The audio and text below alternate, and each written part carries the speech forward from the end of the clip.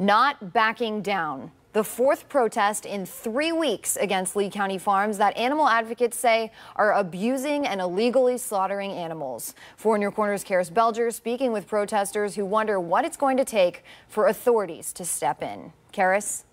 Lisa, support for these protesters has been growing since Animal Recovery Mission, otherwise known as ARM, released a video they say shows graphic abuse. The people I spoke with today say they've tried everything to get officials to step in. They even took this video during the protest, but they haven't seen any changes. And the sheriff's office was called to today's demonstration, but the result was not what they were expecting.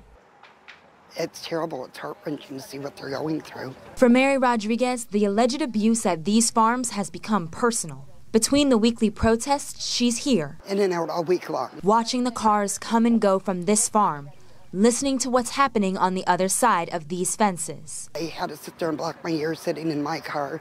It was just heart-wrenching hearing the screams come from that goat. She's not the only one fired up and determined to see something done about the way these animals are treated. When I heard about the horrific, abominable cruelty that's going on in our own backyard, I was horrified. This video, released by the Animal Recovery Mission, or ARM, sparked this continuing movement and support for protesters who've been out here for weeks to bring attention to their cause. I heard about the slaughter. I've seen the videos. Now she's trying to make sure the farms are shut down for good.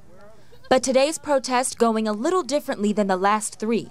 The Lee County Sheriff's Office showing up after a neighbor called to complain about protesters being there. While deputies were here, protesters decided to ask them why more hasn't been done about what ARM says is going on inside these farms. They tell 4 in Your Corner they were told they had to take their concerns to the state attorney's office, something they say they've already been doing. It's really frustrating because they're pretty much turning a blind eye. The buck just keeps handed from one place to another. We're on a carousel. But Mary Rodriguez says she won't rest until the farms are shut down.